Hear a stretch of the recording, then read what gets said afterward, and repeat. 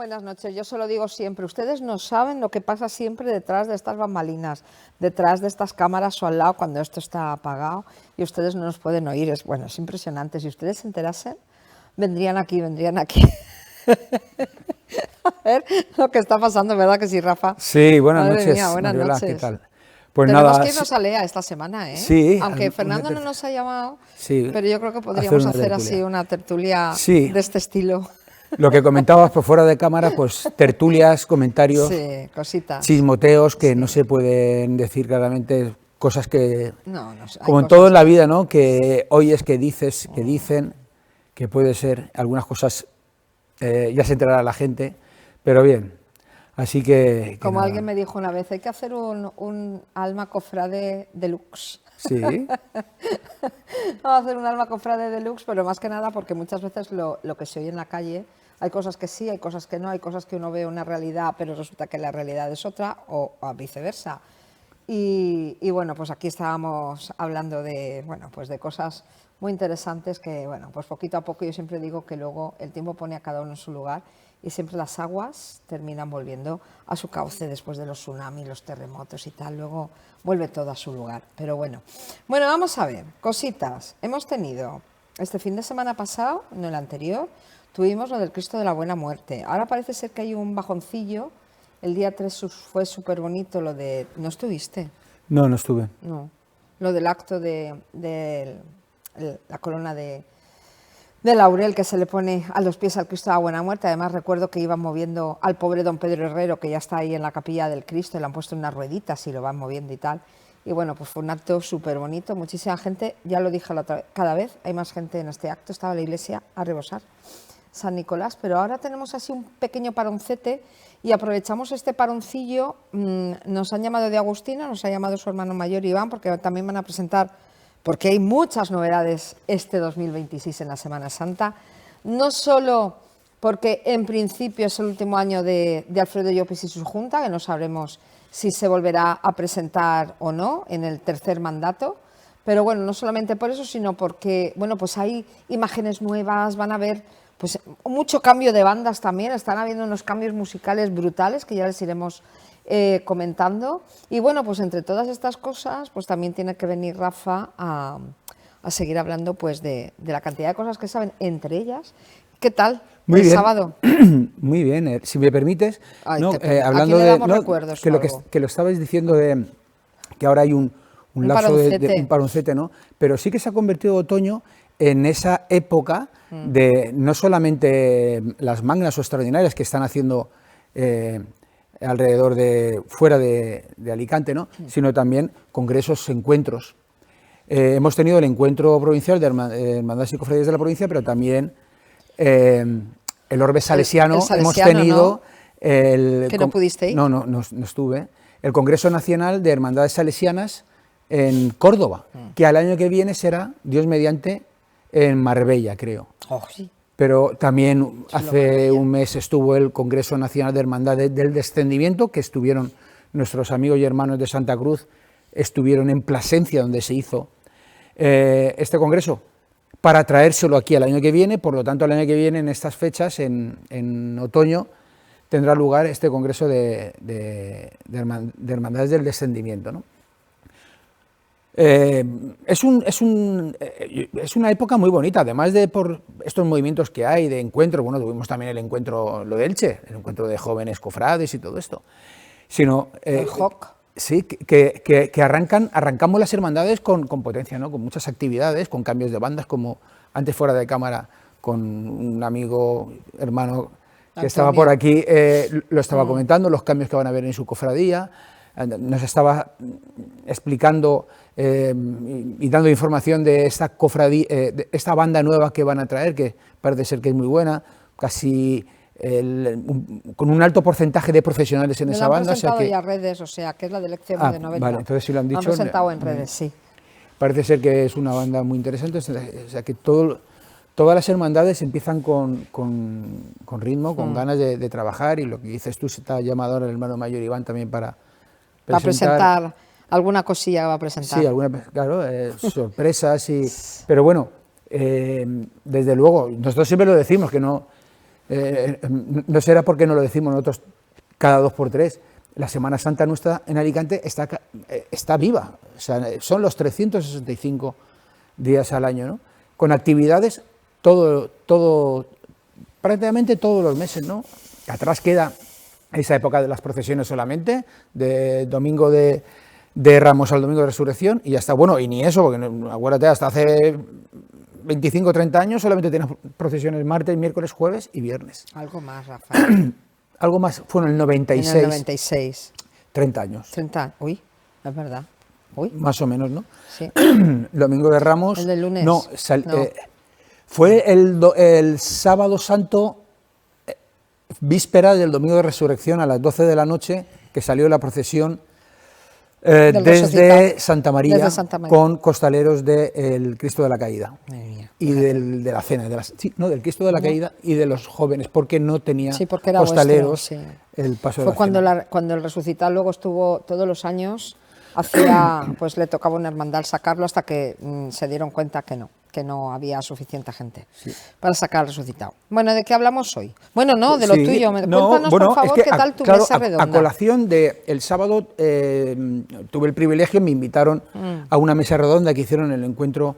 De aquí un saludo tanto al presidente, a Paco López, como a Beatriz Gandulla, que bueno, fueron los que me invitaron a una mesa redonda sobre las letras y el cine. Letras y cine, qué curioso, ¿eh? Muy interesante, bueno. Nos pasamos del tiempo y hubiéramos podido estar mucho más tiempo, ¿no? Mucho más interesante.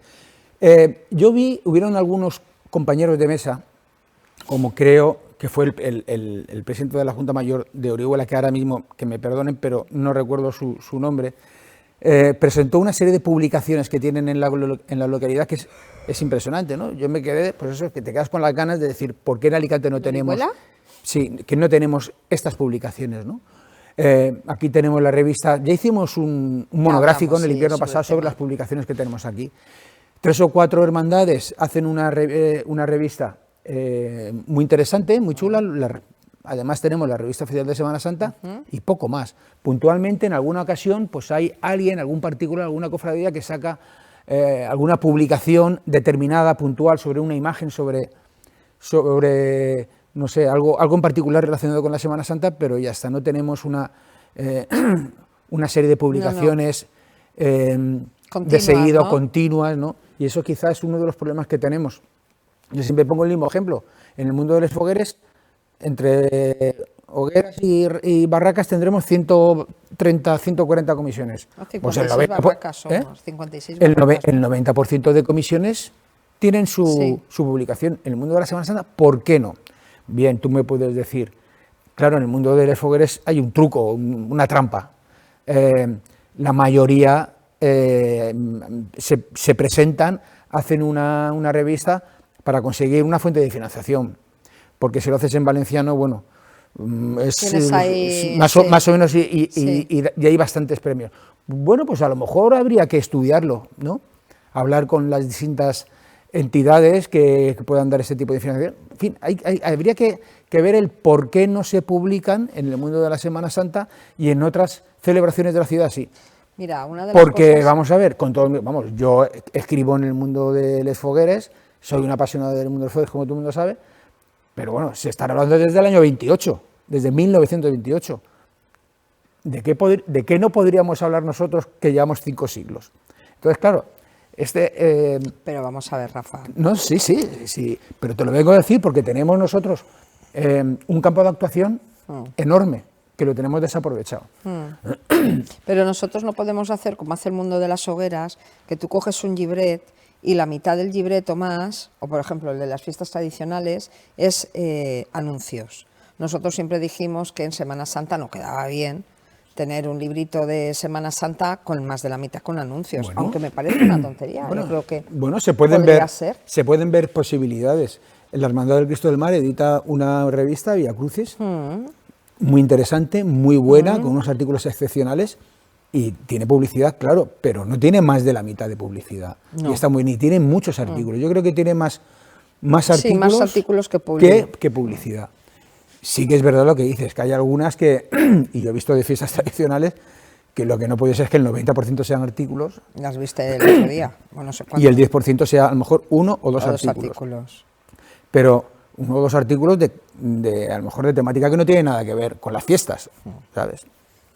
Entonces, a colación de lo que sacaron de algunas localidades que hablaron en este caso con Orihuela, de las publicaciones que sacaban, que eran una verdadera maravilla, con un acabado excepcional, entonces yo comenté,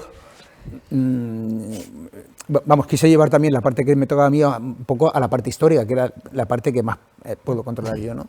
Entonces, les comenté que, bueno, que aquí en Alicante podríamos tener una de las publicaciones más antiguas que se conocen, que es, tenemos unas copias, no sé si las vamos a poder ver. ¿Has mandado cosas? Que es el Real Decreto de Extinción de Cofradías de 1770 de la ciudad de Alicante, decretado por Carlos III, el rey Carlos III. ¡Ay, Ahí qué tenemos, chulo! Decretado por ¿Cómo tienes estas cosas? Eso lo trajimos. El informe sobre Cofradía y Hermandad de Alicante, 1770. ¿Esto lo tienes escaneado? Sí. Esto lo tengo. ¿Me lo podrías mandar? Sí, que le echara un vistacillo. Ya te lo mandaré. ¿Y esta virgencilla tan graciosa? Es un facsímil del Ayuntamiento de Alicante de 1974, que siempre que lo comento, le doy las gracias a mi amigo Óscar Llopis, el expresidente de las fiestas tradicionales. Con él estuve cenando yo el sábado. Que amablemente me lo regaló. Que me dijo, ¿tienes mi teléfono? Porque le dije, tienes que venir. Sí, me dijo, ¿tienes mi teléfono? Sí. O sea, que tendremos que llamarlo. Que me lo regaló hace unos años. Es algo muy interesante. Bueno, este informe, para ir rápido, porque no creo que tengamos mucho tiempo para ver qué es este informe, resulta que a finales del siglo XVIII, bueno, tenemos el Carlos... ¿Señor Conde de Aranda? Sí, te explico. A finales del 1768 y 1769, bueno, tenemos el gobierno ilustrado de Carlos III, el gobierno inmerso en la Ilustración, donde lo que más importaba era pues la razón, el método, la lógica, ¿no? Y eso estaba un poco en contra, era un contrapeso respecto a las manifestaciones de piedad, de religiosidad popular, ¿no? Si a eso le añadimos, mira, el número 89... 500 ejemplares solo. Si a eso le añadimos que parece ser que habían en las procesiones no se cumplían bueno, con las reglas marcadas por la diócesis, que había ciertos follones, ¿no?, en algunas cofradías. Si a eso le sumamos que se estaba convirtiendo en unos colectivos que gastaban mucho dinero, pero sobre todo algo muy interesante y que marca el decreto es que era muy gravoso para los mayordomos, que eran quienes organizaban este tipo de procesiones en el siglo XVIII, estas hermandades. Bueno, ¿qué pasa? El obispo de Ciudad Rodrigo, en 1769, manda un memorial al Consejo de Castilla, presidido por el conde de Aranda, criticando todo lo que está pasando en las procesiones y en las hermandades y cofradías de España. ¿Qué hace el conde de Aranda? Por mediación de Carlos III, propone hacer a todas las provincias de España, a finales del XVIII, España no estaba distribuido geográfica y políticamente como ahora, pero encarga un inventario de todas las hermandades y cofradías en toda España, ¿no? En 1768-69, un país de 10 millones de habitantes tenía más de 25.000 cofradías. Jolín, qué barbaridad. Hace un inventario, y aquí en Alicante tenemos un inventario que otro programa lo podemos ver las cofradías. De estas cofradías Acabo de leer una que tenía mil cofrades. De estas cofradías, que podemos incluso leer información de algunas, que no deja de ser sorprendente. Hay muchas cofradías del último tercio del siglo XVIII de la ciudad de Alicante que tenían más cofrades que algunas hoy en día. Sí. Pero la mayoría ya no las tenemos. Solamente tenemos la cofradía de la Virgen del Remedio, que en el siglo XVIII salía el jueves. Sí. San Andrés y San Jaime, que bueno, San Pedro. ¿Y San Nicolás no estaba? Porque San Nicolás se fundó en Alicante en el 1300, en aquella época a lo mejor no estaría, ¿no? Bueno, el conde de Aranda hace este inventario y les propone a todas las hermandades y cofradías que tienen que pasar por el aro, para entendernos, tienen que someterse a las nuevas directrices marcadas por el gobierno. Y lo primero que tienen que hacer es someter sus estatutos a una aprobación de la diócesis y del gobierno. Si te falta alguna, te van a suspender. ¿Qué pasa? Pues como hoy en día, por la dejadez en muchas hermandades y cofradías, pasa un par de años y en 1783, un 25 de junio, el día siguiente de la crema,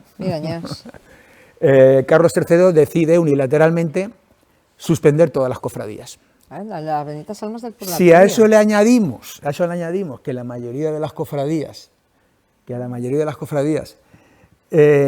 surgían de los gremios, sí, claro, los sindicatos de entonces, y tampoco era muy bien visto por el gobierno, pues ¿qué dice? Pues mira, vamos a matar dos pájaros de un tiro, nos cargamos los gremios, las cofradías que no tengan nuestras autorizaciones, etcétera, etcétera. A partir de ahí, las hermandades que quieran salir, pues bueno, con una serie de directrices, ¿no?, muy exclusivas, es decir, suspenden el tormento físico, hasta la fecha todavía podían fustigarse. En 1777 Carlos III prohíbe el tormento físico, prohíbe a los flagelantes, prohíbe todo tipo de actividades que hicieran las cofradías ajenas a la actividad propia de una cofradía, es decir, se prohibían, y aparecen en los decretos. Yo los he leído en el archivo municipal. Las corridas de toros, que organizaban las cofradías para sacar dinero, las soldadescas. ¿Las soldadescas tampoco? Danzas, rifas, todo eso lo prohibían, ¿no? Estaba como muy fuera del sentido propio de las cofradías.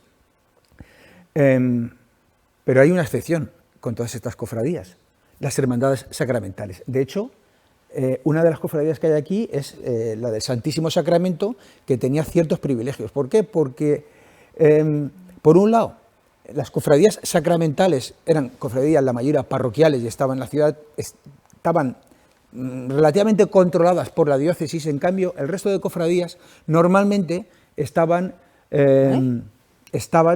moraban en conventos, monasterios de órdenes mendicantes, franciscanos, cartujos, dominicos, etcétera, carmelitas. Etcétera. Por otro lado, las hermandades sacramentales se habían convertido en un bastión de defensa de la Contrarreforma.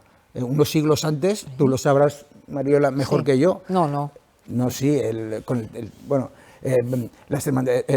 después del Concilio de Trento, en 1551, que vinieron estas ideas reformistas diciendo que, criticando o poniendo en duda esa posible divinidad o presencia real en la consagración del pan y el vino, por eso tuvieron que salir una contrarreforma para decir, no señores, todo lo contrario, y mandaron a estas cofradías sacramentales parroquiales como un baluarte de defensa contra todas estas ideas reformistas que venían del norte de Europa. Por eso tenían cierto privilegio, además de ser unas cofradías que